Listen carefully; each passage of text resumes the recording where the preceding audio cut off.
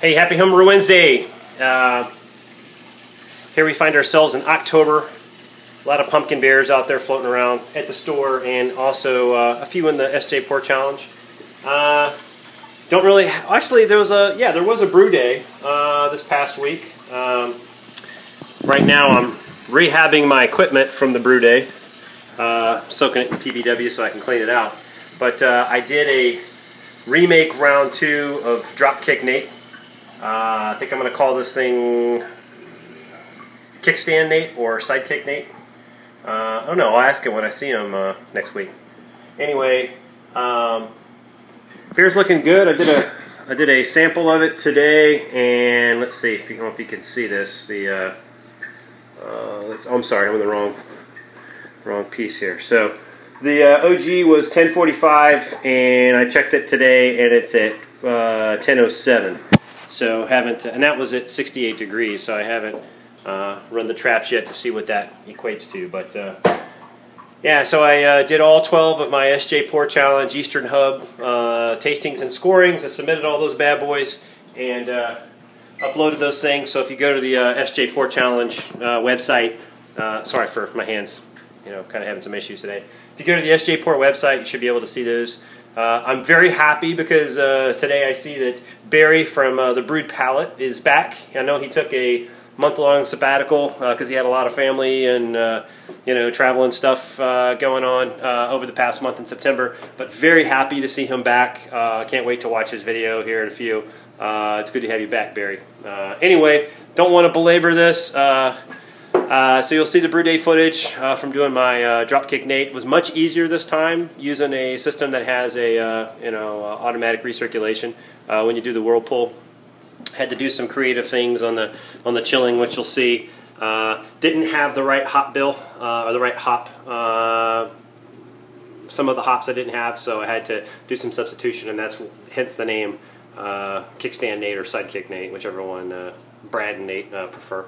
Anyway, hey, can't wait to see all your videos this week. Have a happy homebrew and have a happy homebrew Wednesday. Hey, so here we go.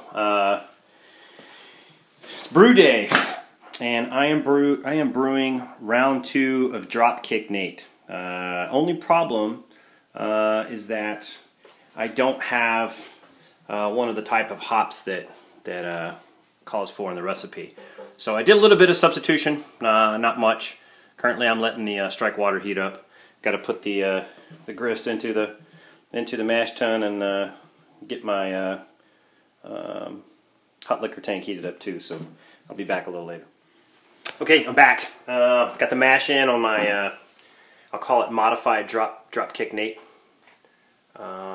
Maybe we call it Standing Kick Nate or Kickstand Nate. I'm not sure. We'll have to come up with a name for it.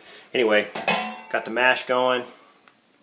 It, if you can see in there, it smells really good, trust me. If you haven't got the recipe for Dropkick Nate, you should really hit those guys up over Under the Table Brewing. There's a reason it won SJ Pour Challenge last year. So, I wonder if he'll win this year. Alright. Hey, so this is my unscheduled brew day. So I'm filming in advance, so hopefully I'll have something to post next Wednesday. But what I wanted to do real quick while I'm waiting for this Dropkick Nate to mash is, and I think I'm going to bring the modified Dropkick Nate to the Homebrew Wednesday, or Happy Homebrew Wednesday Homecoming, whatever it's called, up in Philadelphia.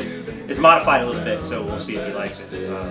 But I'll try to bring some bottles of that and any of this pumpkin ale if I have any left. So I don't do much bottling. I mean, I bottled some beer mail that I sent out, but it's kind of cool now that I'm using this counter pressure filler and filling bottles. It's kind of neat. It's kind of a novelty, and I don't have to keep only certain beer in the keg. I can like I bottled up that whole batch of pumpkin ale and made about 40 beers. So that's cool. I can stock up and have as much beer, many different kinds as I want. I'm not constrained to like 2 or 3 different kinds. I can just have a couple on tap, whatever I'm brewing at the time. So anyway, I wanted to pop this one open now that I've my pumpkin ale.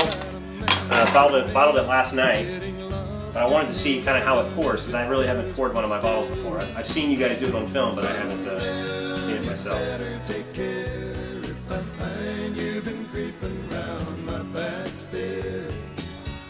Sometimes I think it's So there it is. Kind of dark. What you would expect with a pumpkin ale.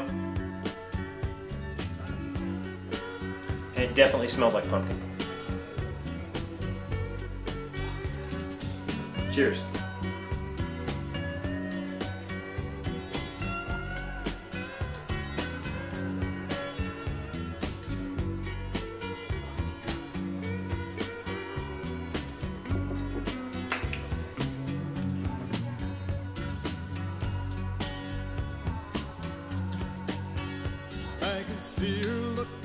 I don't know about you. I mean, I know some people don't like pumpkin beer, but I'm pretty damn happy with this one.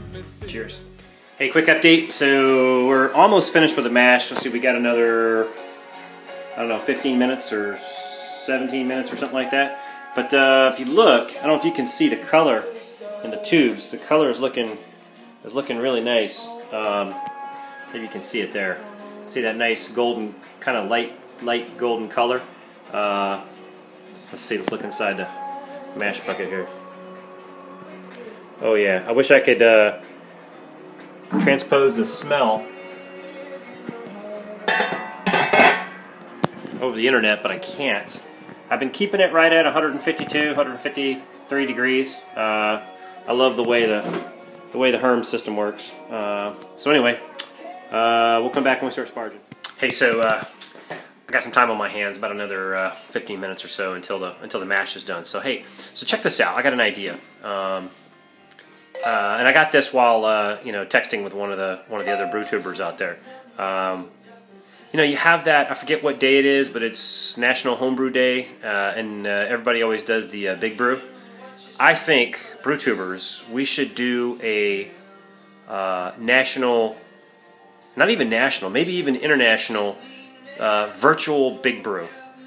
And I don't know if Skype is a way to do it, or if there's some other kind of software platform where we could just put a bunch of folks together in this big virtual group and probably crash the internet, in the meantime. But wouldn't that be cool to do a big virtual Big Brew? Wouldn't have to leave the house. I don't know. I think it would be a lot of fun. So think about it. Maybe you guys already do that. I don't know. I haven't seen any videos like that, but and maybe you couldn't do like every single homebrew person, but maybe we could set up some rooms by region, or maybe a certain amount of folks in each channel. I don't know. So I'll do some research on it and see if maybe that's something that we could do, because I think that would be a lot of fun. Especially when it's all cold and miserable and nobody wants to go outside.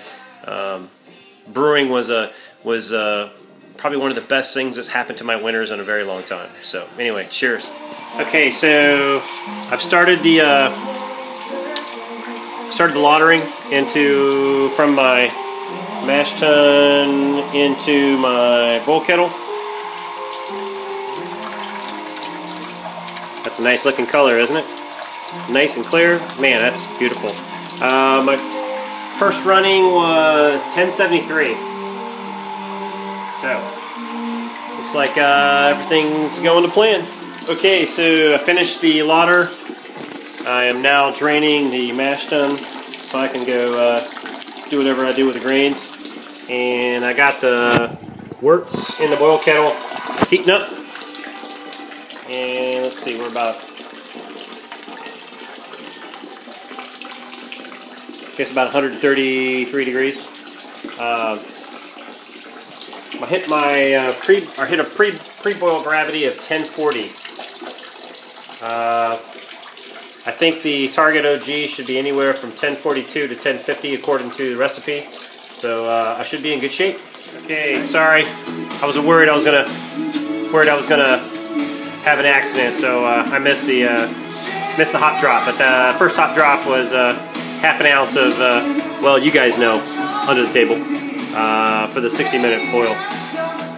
Everything's looking good. This is a great way to spend the day, I tell you what. I can't wait to see what this stuff tastes like. Okay, so I'm down to the last few minutes here before I do my yeast nutrient and Irish moss.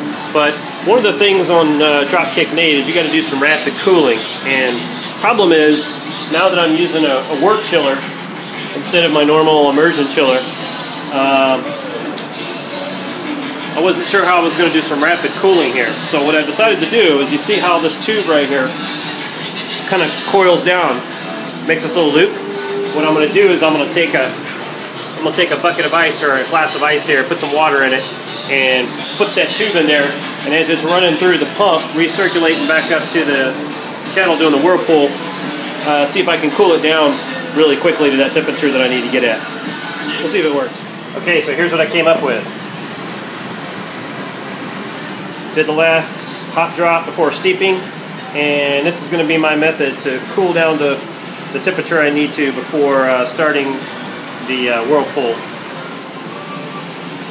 and then using the wort chiller for the final cool down.